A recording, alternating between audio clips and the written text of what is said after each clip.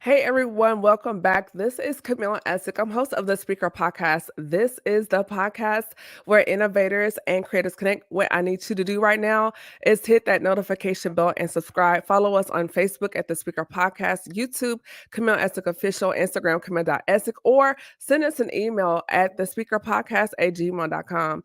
We have some amazing things going on tonight with our guest, Noris Henderson. Before we do that, this episode is brought to you by Press Designs. So if you have not seen, D9 merchandise is available. Go right now to Press Designs on Instagram and on Facebook. Tell her that I sent you.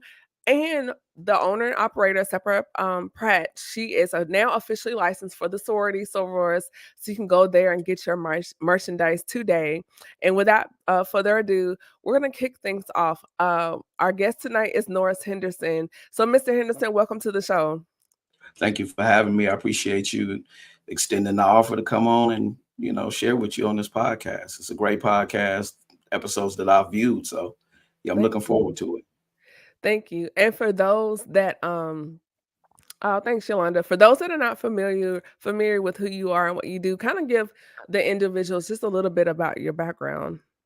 So basically, I am one of four men who has come up with a group called the Black Men's Locker, and it is a Facebook group that is a private group for Black men only. We have a little over 11,700 members. At one point, when I spoke to your pastor, we were at 11,500. Wow! And so now we're at over 11,700. And this particular group is a group that we came up with, myself, Tyrese Lawless, Marlon Pittman, and Terry Terrell. It's a group that we came up with because it was just one of those things where in talking, and just conversation, we just kind of began to deal with, different things that we all had gone through within our lives, different traumas, different situations and things like that. And really wanted to try to do something to better, brothers, not just ourselves, but, others as well. We dove into the mental health piece, which is one of the main things that, that we target, the physical health, of a person, financial literacy, all of these different things that I don't think gets talked about a lot when it comes to Black men. So again, we came up with the name, we came up with the group. We started out very small with about 55 members. 55 grew into 300, 300 overnight. It was so weird, but I really think that it was just a blessing from God. We were, at a little over 3, and then for some odd known reason, had to be him. We grew within probably 4 days to like 3,000, and it just kept going and kept going and kept going. And so, again, this is a private group for Black men, but we do have a page that is public for everybody to be able to go on, men, women alike. Our Black women, they're able to come on and post questions, that they might want us to talk about, with our podcast and things like that. So it's definitely a movement. It took off more quickly than what we expected, if I'm just being honest. Do you think it's because a lot of men don't have a space to open up and communicate? And the reason why I ask you this is because we see it all the time. We've heard it all the time, even within the man circle or without, on the exterior of it. When men are attempting to be vulnerable, they are attacked, or their orientation or manhood is attacked. And so can you kind of unpack as we get into this episode as far as the importance of allowing your friends to be vulnerable without attacking their manhood or their orientation? Absolutely. When I was coming up, the only safe space per se that brothers had was at the barbershop. And Mhm. so, you could go and you could talk, man talk, at the barbershop. Typically, their moms wouldn't stay, especially if, they had young kids, they just drop them off or whatever. Right. But this, you know, we definitely created this safe space because we wanted to be able to give brothers an outlet to be Mhm. able to voice whatever, they have going on with them. And I think, that it's important for them to be able to do this because just like you said, in some arenas, and especially in the times that I grew up in as I Mhm. was younger, uh, being able to be vulnerable to, other men or whomever in your Mhm. family, if you were vulnerable, they looked at you a certain way. Right. uh, you for lack of a better term, we ain't raising no punks around here, you Right. know thing. So you couldn't really be in touch with your emotions, you couldn't really be in touch with your feelings, you couldn't um you know display or even talk about the things that you were really going through. Again, Mhm. like I said, going back to how I grew up, what goes on in this house stays in this house. Right. That is a mantra across. That was the way that I was raised. And while I understand that in some arenas, in other arenas, I think that it hurt the Black family Okay. because, there were a lot of things that have happened in some families, not in all, but in some families that were kept quiet, kept, under the rug, whether it be, young men or young women. And now, because it wasn't really dealt with, now you perpetuate it. You've gone through years of dealing with this emotional trauma, this stress and this anger and everything else. And so it was important for us to make this group and to literally just make it all about Black men. And I mean, we've had other nationalities to try to get in, because they wanted to support the cause and everything else. But Okay. our thing was that we wanted to keep it strictly Black men. It doesn't matter if you're, a straight Black man, if you're a homosexual Black man, if you're a bisexual Black man, whatever. Our thing is that at the end of the day, no matter your orientation, you are Black first, Right. period. And so we wanted to make sure that we had that safe space for them to be able to say whatever it is that they have on their hearts. And it's been a blessing to be able to see a lot of the things that we've seen. Right. And even in that diversity, because you're not a monolith. As Black people, we're not a monolith. We're not all the same. And then Right. we have so many subcultures within our culture. So then we Absolutely. splice that out by gender and then go into Black men. Again, like you said, we have so many different layers to us. So I think that it's really awesome that you have opened up your group to those different subcultures within the demographic of Black men. We hear a lot of this blue pill, red pill culture, and it Mm. gets very, frustrated. One of the things I hear when I have these conversations, I've had professional mental health individuals on here, and one of the things that keeps coming up is the mislabeling of Black men as being aggressive or angry when Yes. attempting to unpack your feelings or being frustrated. Yet in other demographics, it's viewed as passion. Oh, they're Yes. just so passionate. Or they're just, he's so in touch with his feelings. But when it comes to our community, all of a sudden this label of being angry or aggressive is placed. So for you as a brother, can you kind of unpack a little bit more as far as debunking and tearing down these false narratives as far as the labeling of being angry or aggressive? I think that, like you said, dealing with different demographics, they label it as being, passionate. And I think for us, we actually fall in that same line. We're Right. passionate too. I believe that media has played a huge part in placing a stigma on Black men Mhm. just across the board. I mean, if we look at movies, we look at videos, we look at you know, things that happen in sports. I mean, just so many different things, violent crimes, you know, within, you know, your race and different things like that. It seems as though we've been heightened.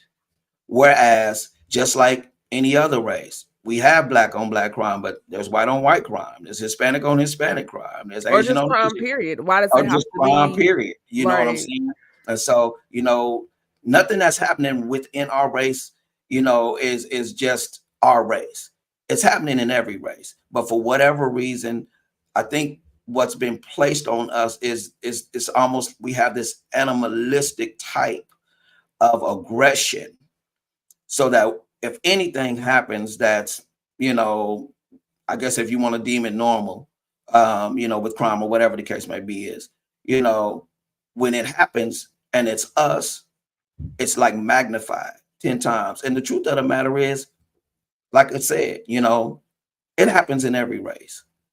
Or It's just just what society it is. period. We just had shootings, and Absolutely. statistically, most mass shootings, we're not the perpetrator of It's those. not us. And Absolutely. according to the FBI, statistically, when we look at domestic sexual crimes like incest, sexual assault, we're Hmm. not the perpetrators or the lead in those either. Right. And even in that, I mean, going as far as even, you know, black fatherhood. You know, we have this really bad stigma, you know, of not being there, when statistically, like you said, black men are more present in home as far as dealing with children than any other demographic. And so I think it's important for us to recognize that we are not killers, we're not animals, you know, like we're being portrayed. We are black men who, I think, over time, as we go from generation to generation, have had certain things passed down to us based off of, you know, whatever may have been going on with the generation before. And so we hear these stories. This is how I was raised. This is what, you know, happened to me, you know, from whichever, you know, other race and different things like that. And it's like this aggression, you know, that they're saying that we have.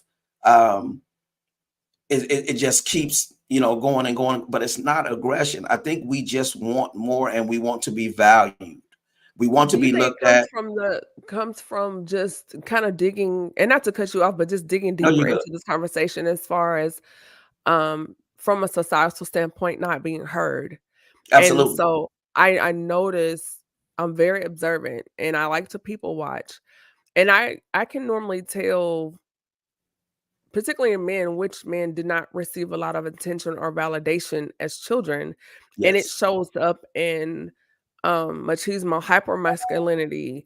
When you enter a room, it's a lot of energy, you know, a lot of whoop Mhm. de whoop, a lot of this, or just driving down the street and your music is up way loud because you want to be seen.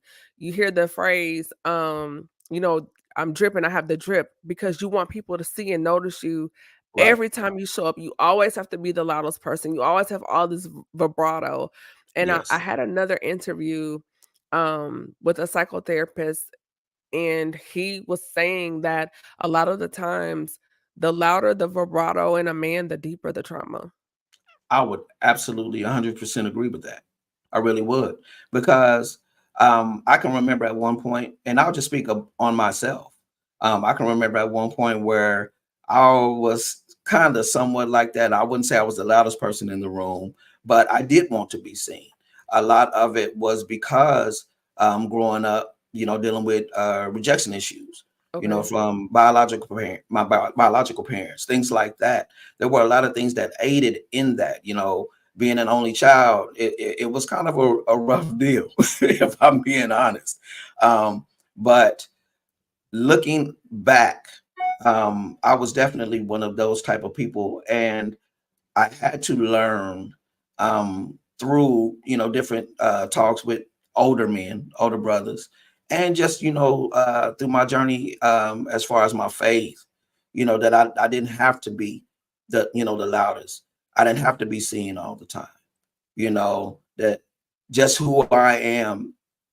I mean, I can honestly walk into a room and, hey, hey, Noris is here.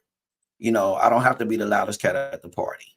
And so I believe, not being heard plays a pivotal, I mean, it's a pivotal thing, not being heard. And it plays a huge part in the minds of, I think, a lot of our brothers. And so, I just want to be seen. And like I said, that can go all the way down to when they were a child, like you mentioned, just wanting to Mhm. be seen, wanting to be heard, um, longing for the attention that you may not have gotten, from when you were coming up or whatever it may be. There's so many things that I think, we could unpack as far as, Absolutely. different reasons. And we probably wouldn't even scratch the surface if we took a full 24 hours. I understand. So when we're looking at all of these things and to be seen, there's a phrase popping up, performance exhaustion. Hmm. And that pressure that comes with being a man, being shown up, being having to show up every day. And I think from what I'm hearing from the conversations, it's not really talked about, and so many men suffer in silence. And that as a result, you have more and more men dying earlier from heart attack, high blood pressure, True. from stress, related health. Because I'm hearing these conversations, and men are saying, "You don't understand, you don't know what it's like." And I'm like, "Well, explain it to me. Like, what does it mean?" And so from my understanding is, the pressure to perform, whether it's on the job, making your numbers for the quarter, how much money you have, for some circles, how many women you have. It's always a numbers thing. And it starts Oh, when they're little boys, when you're little boys with games, keeping score. And then you get older, you're keeping score, but now you're keeping score in dating.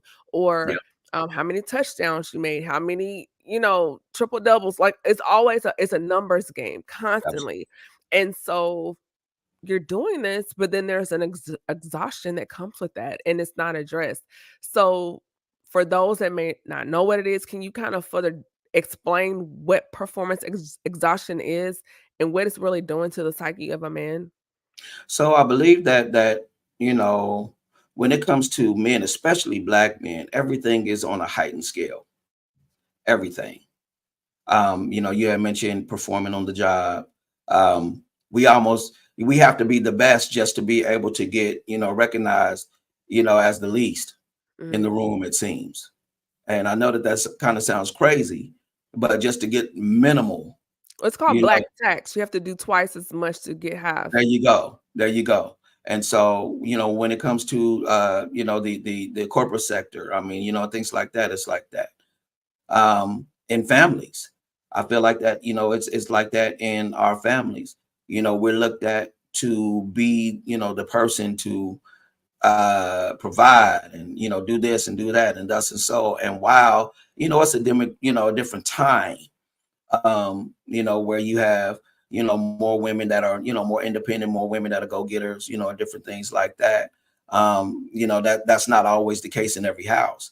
And so you're pushed to perform, I gotta be this, I gotta be that, I gotta be this, and I gotta be so. And at the end of the day, I feel like, when it really comes down to it, I mean, there's only 24 hours in a day, and there's only so much that, a person is going to be able to do. Mhm. And but that doesn't mean that you don't do your best for that day. And every day is not going to be like it was yesterday. Your best today might not be your best tomorrow. You know what I'm saying? And so for the mental aspect of that, I believe that is very, very taxing. I believe that is very, very wearing, on not just our minds, because just speaking from the mind of a man, um, I really try not to act out emotionally, but I'm more of a thinker. I try to really, really, really think things through. Well, okay, we got this going on. What do I need to do over here? How can I do this over here to make this over here work so that this over here falls in its proper place? And so it's almost like day by day, I'm trying to put together a puzzle to make sure that everything happens the way that it's supposed to happen. And then once I get ready to lay down, because my mind is constantly still going and I can't get a mental break, it seems. Now I'm sleep deprived because I'm constantly going, constantly going, constantly going. And I believe that what it does, on the mental aspect, like I said, is definitely wearing, but it also has a physical component as well. And I Mhm. believe that's part of the reason why we find a lot of brothers who, are sick, physically, heart attacks, like you mentioned, other various, things that may come about, and just even something as simple as just not going to the doctor because you're so busy trying to work and trying to Mhm. take care, of family, different things like that. I went through a season where my whole thing was, hey, I need to take care of my family, and so there was different things that I neglected, and eventually it caught up to me, where I had to go ahead and sit it down for real. But my thing was, I just want to make sure, that I'm doing what I'm supposed to do and I'm doing my part. And so I believe that, for a lot of men, that pressure is something that if they're not careful, it eventually will humble them. It'll break them down because, these shells that we have, these bodies, they're not meant to just work like that. Our minds are not meant to just work. At some point you have to have a breather. You got to take a mental break. You got to take a physical break. I see that, and I'm still, I think, within the subject, but I see that even with a lot of pastors, go, because this is a church. I want my church to thrive. And they die in Go. the pulpit. Dying in the pulpit, dying at home. Diets are not the way that they should be, and that's across the board. I Yes. think, for us, we're known for not really having the diet that we should have. But all of these things are key components to allow us to live. And so it's very wearing, it's very taxing.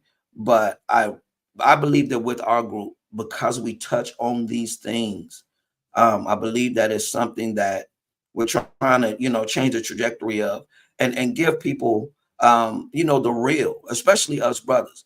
We don't like to go to the doctors because I believe, and this is just my own personal opinion, I believe that we don't really like to go to the doctors because we don't want to hear bad news. Right. We don't want to hear bad news. We don't want to hear that it's something unfavorable concerning us, because then if we do hear that, now we have that on our mind. Right. We Oh just lost man. Dexter Scott King this past Uh-huh. week. And they said he had prostate cancer and it was preventable, and more than likely he just wasn't going for the exams, Yep. and that's a stigma within the community as far as going for that type of exam. And a lot of black men don't like to go No. um because of cultural distrust of doctors. And long story short, he passed away because of that. Right. So I totally understand. So Henderson, when we're getting into this conversation and you mentioned the barbershop, and I started thinking like, the conversation within the barbershop, but how do you within your group kind of break the ice where it's not just women, sports, and money, but really creating a space for brothers to really have a place to unpack some things and not feel attacked emotionally and have some real heart to heart conversation within a space that is, from a communication standpoint, healthy, safe, and not one that is, bullying or sarcastic, or just a space where they don't feel safe to open up and talk, or even what they share is not weaponized against them later on. You know, honestly, one of the things that we have done, is we are very, very active in monitoring what goes out, as far as posts and different things like that. Not just the Um, post, but just the conversation, right, like man to right, man. right. Yeah. Yeah. And so, we do that, but I think what has made them comfortable to be able to, talk to us about, hey man, today I'm just not feeling it, man. I think I'm getting ready to go ahead and take myself out of here, which we've had that on more than one occasion. The Or ideations, yeah. yeah, or hey man, I got this situation going on in my marriage. I really don't know, what I need to do about it. Can you guys help me out? I think what we've done is we've given them the ability through our own vulnerability, Okay. which is a key, because I think for black men, um, we don't really like to be vulnerable because we still carry that. If you're vulnerable, you may be considered weak.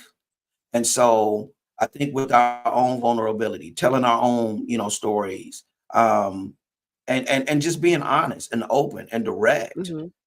with our lives and different things like that, what it has done, and just from different posts that I've seen, what it has done is giving people the freedom and the liberty to be able to say, hey man, I actually can come on here and I can speak about what's going on with me. We've had issues where we may have somebody come in of a different sexual orientation, and unfortunately, when it comes to groups like that, you have people that don't agree. You have people that will say things about them, in a negative sense or whatever. But in our estimation, we have like a zero tolerance, when it Right. comes to that. Because at the end of the day, what they do is what they do. And you don't know their journey. I think we We all don't have know a their journey. journey. We have an origin story, and you don't know what has happened in someone's life. Absolutely. and So and to create a safe space, that's really good. that's a perfect example, because you don't know the journey. We are of the mind frame that you really have no room to talk about, or make a person feel less than. At the end of the day, again, we just wanted to create a safe space. This is what we've done. Our transparency, our vulnerability, us telling our stories, I think has given them the strength, to be able to say, hey, you know what? And another thing that we have done is we have given them, the option to be able to post anonymously. And I Okay. think that that is a great thing to help, because a lot of men may have somebody in their family, that's in that group, that they don't want to know, their business or whatever it is that their struggles may Right. be. You know what I'm saying? I Because mean, everyone's not ready to go forward and you need time. absolutely. We're in a space in social media where everyone is so quick to put their business, you know, on Front Street, but once it's out there, you don't have control over how people respond to what you say. Right. And sometimes your story includes a family member, and maybe that person's the villain in your story. Could be. And I think one of the greatest things for us is that when we see brothers that are open in dialogue for whatever it is that they may be going through. It could be, like I said, marital struggle. It could be inward struggle. It could be struggle with family members, something on the job, whatever the case may be. Is again, going back to a few brothers that actually jumped on, and hey, I'm getting ready to come out of this place. I'm ready to go. The rallying of all of these black men that we've seen time and time and time again, I believe is another component that allows these men to be able to come on and post and open up dialogue and create dialogue. We have the group, but we also have side chats that they're able to be a part of, and Okay. it gives them the opportunity to just be able to open up. And when they do, I think it the rallying around, seeing other men jump on. You got 300, 400, 500 other men. Hey brother, we love you. What do you need from us? You don't have to do this. You don't have to go through this alone. We're here for you. It's probably one of the most beautiful expressions that I have seen, in my time, just among black men, you know, to be able to see these brothers go hard for somebody that they don't even know. That's good. Um, circling back to something you were talking, I started thinking about you were mentioning this group of a brotherhood pretty much, and the literally. importance for our black men and boys to have that stamp of validation early and the importance of it to be done by their father. Now, mothers can do and love and guide only so much, but it's something about getting that validation, that stamp from your father or some type of father figure in your life. So when you're looking at brothers that end up in sports like football or basketball because they don't have a place to channel those feelings, they become a beast on the field Hmm. because they can release whatever aggression, whatever anger that society, because if they really were to release that in society, they would probably be dead or in jail. Absolutely. And so leaning into sports or business, being that beast, going into beast mode or being a savage, That that's competitive. the lane. So can you kind of unpack that a little bit for us, Mr. Henderson? Definitely. I believe as men, we're competitive by nature. If I'm being honest, we're competitive by nature. I believe some are more competitive than others, and based off of, the examples that you gave, wanting to have that father figure to be around, and that person wasn't around for whatever reason, and so, I'm gonna be the best basketball player, on my team. I'm going to be the best football player on my team. I'm going to go in, I'm going to go to college, I'm going to get the best grades, I'm going to do this, I'm going to, be the best person, that I can be, in the office and different things like that. And just having the competitive nature, being fueled by those, type of issues. Um, I believe that it seems as though it helps because that drive, can be used, to further yourself. You know what I mean? As far as being able to perform well and different things like that. Um, but once you get through performing, once you get through with the game, once you leave the office for the day, you have to face you. And Mm. so I believe that um, it's more of a, if I can control this, I'm good. But then if I'm not able to control something, I don't really know how to navigate. I don't really know how to, appear to be the man because I cannot control, whatever it is. And so I believe that that's part of what it is. It's a sense of control and being able to, you know, uh, be that beast, be that competitor, be that person again, not just so that I could be the man, but so people can see me. But how important You is it know, to be the man? Like, is it really that serious? for some, yes. Honestly, I really don't feel like it's important to be the man. But Um, for, like you said, but for some it is. So if for what if some, it definitely you go is. through life and you have a male figure, and what if there's a break in that fatherhood relationship, and now you're going even harder because you want that dad, mentor, uncle, whomever, grandfather to see you? Yeah. Um, I would say, that one of the things that you would have to do is, I mean, you would just have to really, search internally. You know what I mean? Like dig deep and figure out, this. I mean, because if we're just being honest, if we're being honest, not all, black young boys, not all black brothers, will have that presence. You know what I'm saying? As far Yeah, as but it having just that, seems like it's a lot of young boy, like a lot of broken grown men or there are. little boys in grown bodies. Like, see me, hear me, acknowledge me, but it's coming out in very negative ways to the Yes. point now they're attacking women. Yes. And to me, I believe even if they may, have been in a situation where, they were raised by their moms, um, I believe that again, it's just one of those things where they have to dig deep. Unfortunately, because they are broken, they don't know how to manage, their feelings. They don't know how to manage their emotions. Then what ends up happening is that you have this, thing that you have just continued to do as time gets, as time goes, on, and you get older, and different things like that.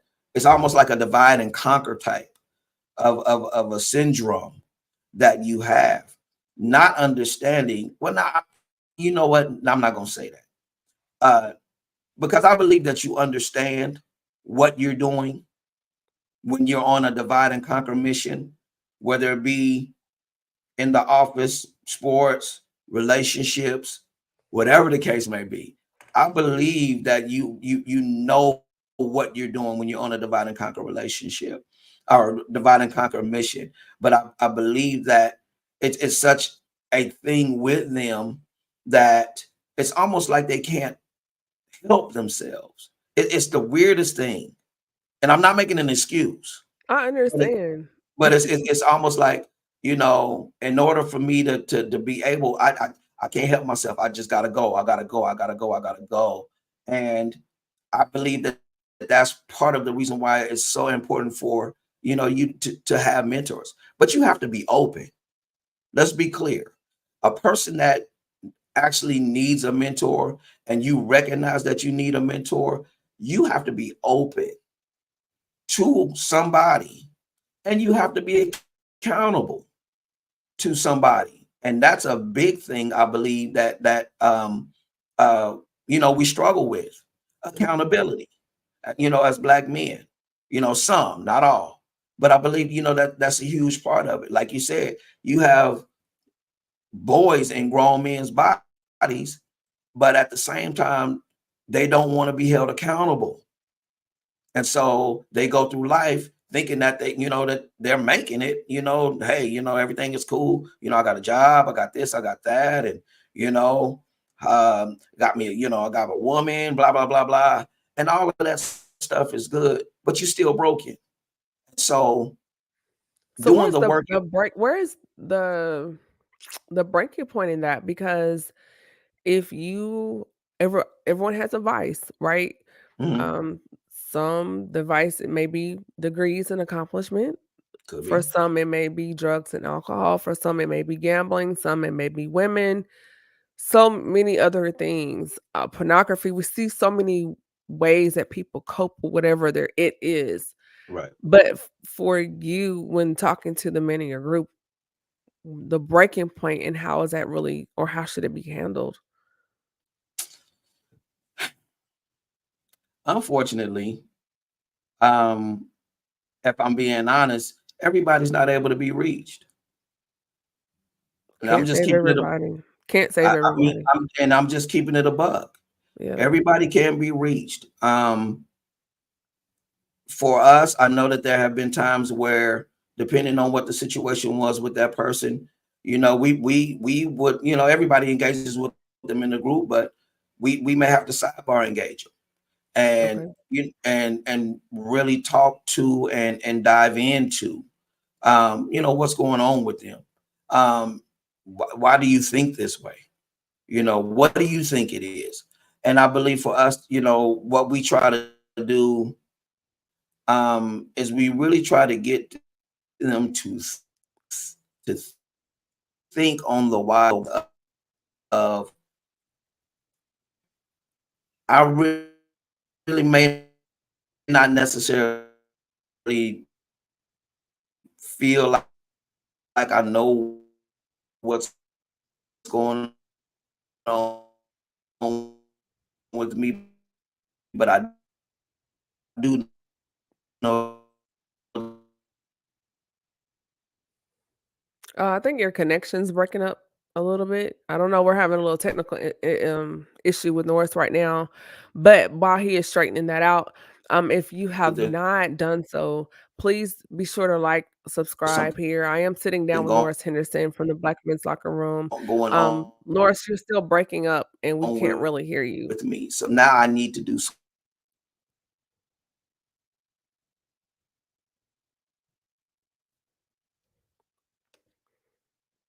So I think we're having some technical issues with Noris right now.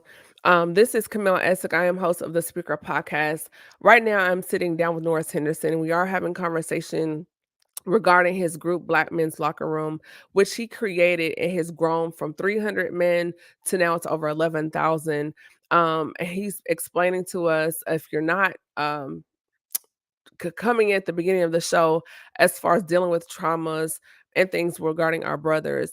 Um, I'm going to check to see if we can get him back on right now, if he can hear us. So, can you hear us, Norris? He may have dropped out. But I do want to say I do appreciate this conversation on tonight, just because I think this is a very important conversation. If you've been following me, I really believe this is important, just because initially when I started this podcast, it was primarily for the sisters, for Black women. And I want to say around season 3 or 4, I did a series for the whole month of June where every week I was bringing in brothers and having conversations about what they're going through in their relationships and business, even in their faith walk. And there was such a positive response. I decided, I was like, hey, you know what? Our brothers need a space too. And so from there to now, I opened up the Speaker Podcast where I've had segments or series regarding Black men and mental health, because I love our brothers. They're amazing people. They go through struggles and things just like the rest of us. And so, with that being said, that's why I made it a mission to open up the platform here on the Speaker Podcast for us. If you have been enjoying this conversation, what I do need you to do is share, tag a friend, like, comment. I think Henderson may be working to come back. If not, it's fine. We can bring him up for part 2. But we've had some really good talking points throughout this conversation. One of the things that was mentioned throughout this space was allowing our brothers to be vulnerable and not attacking their orientation or their manhood.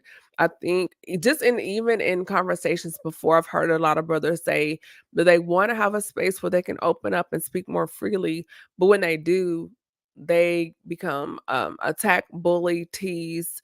Their orientation is questioned, and it seems like there's a double standard. We have so many boss babe brunches and groups and so many things for us as women where we can open up and we girl, yes, and we crying with each other and hugging, doing all of the things. But when a man does it, then all of a sudden it's kind of like, what's wrong with you? Or, boys don't cry.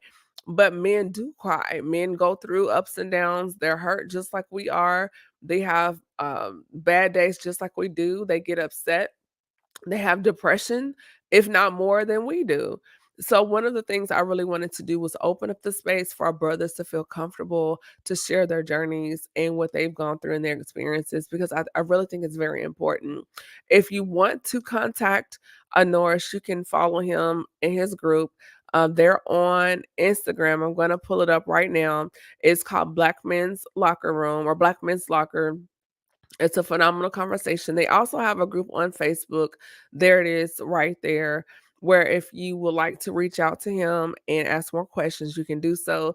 And if you would like to bring, I think I am going to bring Norris back for part 2, just because me personally, I think this is a really good conversation and it needs to be, put out there more often. So I'm going to bring Norris back.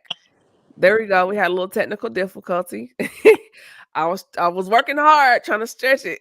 You know what I mean? And it's so wild because that has never happened. As many times as I have been on a pod, that's never happened. That's Yeah. never. So I That is mean, if you're on crazy. your phone, like I tell people, try to use your laptop or your notebook or an That, iPad, because with your that's what phone, I was on. when That's what I was on. yeah, so I don't know, but if you I could don't know. turn your phone long ways to get the black off, there we go. There we Um, go. 'Cause I want people to see you. I So appreciate it. no problem. I was really stretching. I was like, "Ooh, where is this I man am at?" so sorry. That is so weird. I never Yeah. had that happen. So I Oh was wow. letting them know, we were talking about just how men create these lanes of unpacking um their aggression. And I listen to I think he's done now, Dr. Jay Barnett. I also listen to people like Jason Wilson. You know, he has his group, The Cave of Adullam. And so one of the things that they discuss is as far as how men, when they're going through the valleys or the low of their life, I think it's they a go stream right inward, there. like into a depression in a cave, they go inward. And so I've had a lot of my female friends when they're in a relationship or talking to a guy and they're asking them like, "Hey, what's going on? What's wrong with you?" "Nothing. I'm fine. I'm good." And in reality, they are dealing with other things, but they kind of go inward. And trying to get the man to really open up and talk and just really have a space to create lanes of communication, I think that's very important. We lost him again. I don't know what's going on in his end, but is I think it's very important, that we have these discussions as far as when men go inward during these hard moments. Like, why is that? Because when we're going through things, we talk about it. We're talking to our homegirls about it. We have boss babe brunches. We'll turn it into a master class. But like for the brothers, when you all have your valley moment, you shut off. You just clamp up and just lock up. So can you kind of unpack that a little bit more? I think the reason that we find that so prevalent, within, the community as far as, our brothers. I believe the reason that we do that is because we fear being looked at as weak. I mean, Mhm. point blank, period. Just like you said, women can come together, they can, have a whole kumbaya session, rally around, like Waiting you to said, exhale. I mean, just have a whole, what I'm saying, event behind Yeah. it. But for brothers, I think it's just, one of those things where we have a pride thing, that's within us. We don't want to be viewed as, weak and different things like that. And it's crazy, but it's almost like I don't want nobody in my business. But you need somebody in your business. I mean, if I'm just being honest, because that's the Do only you way think that you it's because get in help. some areas they don't want to be accountable? Because maybe they That did too. something and then have to be checked, so That too. And one thing that I found is that, when it comes to some brothers, they don't want to be checked by another brother. They just don't. is that the alpha male syndrome? I believe that's part of it. And then, just not want to be held accountable. I mean, at the Why end of the day, why? But why? I Because think it's women will different for in a different heartbeat, we'll be like, "Girl, you out of like, women will check each other if you have that type of we'll check each other." So I'm asking as far as from the like, why is it for men? And I think, I mean, if I'm being honest, there are some men that will take that, but there are Okay. some that just won't. And for whatever reason, it's almost in their minds that they feel like no matter what you tell me, I'm right and I know I'm right. And they will argue you down, that they were right, not wanting to see the wrong, not wanting to see it from a different perspective. In their minds, this is what it is. And this is how I feel about it. You can't change my mind, and don't tell me that I'm wrong when I know I'm right. No, that's not the way that it is all the time. And you know, we've encountered that within the group. We've had some brothers, that people were talking to them and they went down in flames that they were right, knowing they They're was not wrong. ready. It's What too if late. maybe they're not ready, Maybe they're That's a not ready. huge part of it right there. They are not ready. They're not ready, and I think there's a lack of maturity. If I'm being honest, I mean, I'll say it. You don't have to. There's a lack of I mean, maturity. we said it earlier. You have grown little boys in a grown man's body, like, Yeah, yeah. There's a and lack of age maturity. does not denote maturity because you have a lot of Absolutely, 40, 50 out here and they act like they're 12, and then you have some that are 30, 35, and they're more mature than some 60-year-old men. So absolutely, absolutely. And that in itself, I think it speaks volumes. And we have conversations about that all the time. because with as many men as we deal with on a daily basis, I mean, I'm sure you can imagine the different attitudes, the different tones, and different things that we encounter, I mean, as a on the woman, we hear it. We see it on social. yeah, I mean, well, real talk, and yeah. so that's I think everything that we've touched on are reasons as to why, but I want to say that I believe that the biggest reason for that is because they don't want to be held accountable. I Mm. think that's probably the number one reason, because people don't like accountability. They don't I like mean, when accountability. you're forced to look at yourself, When the reflection in that mirror is not always it's sometimes it's it's raggedy, it's ugly, like, some of those truths can be really ugly. Yeah. And one of the biggest things that I preach, and I tried, even in my own self, speak the truth in your own heart. If you can't speak the truth to nobody else, speak the truth in your own heart about So you. yeah. I You was know gonna what ask I'm saying? you, you were talking and a thought just came through my mind about the accountability and not them wanting to look at themselves. Do you think it's because maybe and for some, they're having to force it causes them or forces them to go back to that point of trauma? Very much so. Goes back to the point of trauma, you know, because I mean, if we're just being honest, people's actions are a result of something that's deeper than what the action is. There's a root. There's a root to everything, and one of the things that I believe, that I preach and that I teach. If you don't get to the root of a thing, it's gonna always cause you to fall. You have to get to the root of whatever it is that you're dealing with, the root of whatever it is that has gone on with you.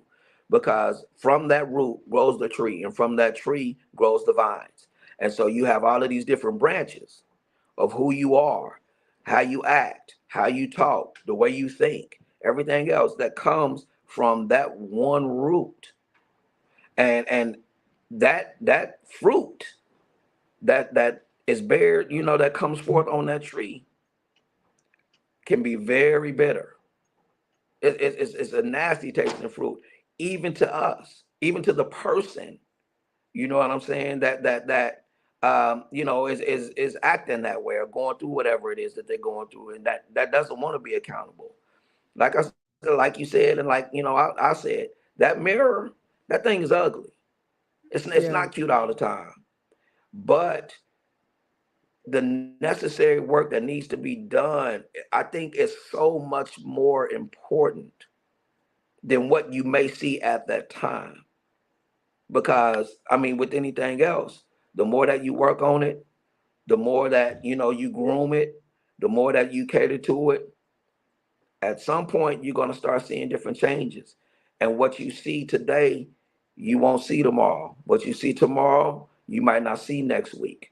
It's a gradual process of being able to beautify the inner you. It's a gradual process, because everybody has something. Yeah. Everybody has something. That's good. We've covered so much ground. I definitely want to bring you back for part two of this conversation, just because I'm kind of irritated about this whole technical situation. I, it was the devil. That was the devil. I'm gonna go ahead and You're call gonna that blame what it on that the is. prince of the air. You're gonna blame it on I'm the gonna prince of the air. So it's call just it. I'm gonna blame it on the prince. Ever as many pods as we've done and I've been on, I've never had technical difficulties ever. it's So I'm gonna okay. We'll definitely definitely blame it on him. we'll bring you back for part two. Before we do anything else, do you have any gems, nuggets, or takeaways for the audience? Those listening now or coming in later, and then also where people can reach you on social media. Absolutely. I would say, when it comes to brothers or just anybody in general, um, be careful to extend grace. Be careful to extend grace, um, and recognize that everything is not necessarily what you see on the surface.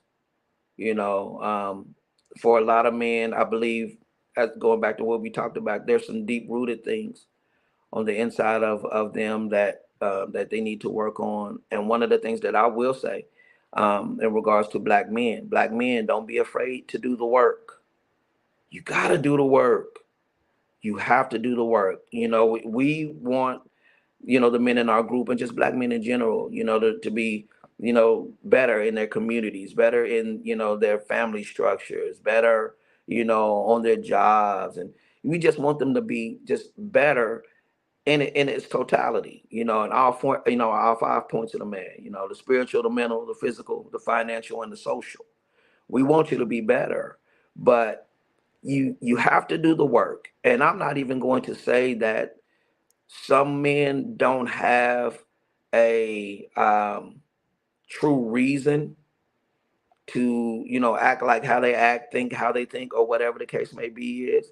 There may have been some things that happened to them in their lifetime, going all the way back to childhood, into adulthood, that they just did not deal with. And so now, you have the product of these unhealed wounds, this unspoken trauma, and things like that. And so, um, you know, the work is necessary. I promise, and I'm speaking from experience. If you do the work, you're going to see the ugly, but there's another side that comes after, you get past the ugly stage. It's almost like somebody, trying to grow, a beard. If you wasn't blessed to have, a nice full beard, you might have patches. You know what I'm saying? In different spots. But the more that you work with it, the more that you handle it, the more that you groom it, the more you moisturize it, the more that you take care of it. Eventually, you might even have to get you some hair growth oil, whatever the case may The be. ladies, we But call it the struggle beard. if you keep doing whatever you need to do, eventually what it Yeah. is that you're looking for will come. And it's the same thing with the inner man. The more that you work on it, the more that you work on the spiritual piece of you. And that's a huge component that I think is not talked about. The spiritual piece is huge. But as you work on, that inner man, you work on that soul, you work on that spirit, you work on, changing your minds, changing your thoughts, and even if you have to do, affirmations daily, whatever it is, In that therapy, I believe you can therapy be saved and have a absolutely therapist. 100%, 100% therapy. If you can't do it on your own, which I think it's hard for brothers to do it on their own, depending on who they are, especially if they don't have a really good support system. Therapy is a very, very, very key component. So, give grace, work on yourself, and don't be afraid to do it. You'll come out better, and don't give up. Don't give up. Don't give up. It looks darkest before the dawn, but the dawn is coming. Don't give up. Strive for it because it's there, but you have to get it. It's not going to be handed to you. So that would be, my nuggets. And That's good. so, um, we are on all platforms. The Black Men's Locker. Um, we're on IG. We're on Facebook. We are on TikTok. We're on Patreon. I believe that we are on X, formerly known as Twitter. So we're on all of the platforms under that name. Ladies, if you want us, because we have podcasts twice a month. If you want to ask us any questions and you want your question to possibly become a topic on the podcast, hit us up at the blackmanslocker@gmail.com. You can email us and we'll jump on there and we'll answer those questions and we'll talk and we'll dialogue, Okay. about it. And we'll dialogue with those, that come on, and watch. Cause we watch the comments and we look and we're I just think that's excited about it. important. Yeah. That's good Yeah. because I think a lot of ladies out here, especially single ladies, it's like we are fighting for our dear lives out here, having to filter through so many conversations and Right. psychologies and personalities. There's a lot of toxicity out here. So hopefully individuals can find your group and kind of work through some of this. So thank you for sharing. We definitely want to bring you back for part 2. Just as you were talking, just more questions came to my mind, more thoughts. But for the sake of time, we're gonna pin it and circle back to it. And after we end the show, just hang on for 5 minutes. We're gonna wrap up. But I want to thank everyone for tuning in tonight. Thank you, Mr. Henderson, for coming to speak with us and just introducing what you do to the community. I really appreciate it. And I think what you're doing is awesome. For those that if you missed this conversation, no worries, the replay is available. You can go ahead and follow me on Instagram at Camille.Essick and also on YouTube. Hit that notification bell and subscribe. Next week, our guest is Shayna Holmes. She is the creator of the Patchy Lion. We're going to have a really good conversation. That episode kicks off live at 8 o'clock Eastern Standard Time on Facebook and YouTube. With that being said, this is Camille Essick, the host of the Speaker Podcast, the podcast where innovators and creators connect. Be blessed. Bye. Have a good day or a good night.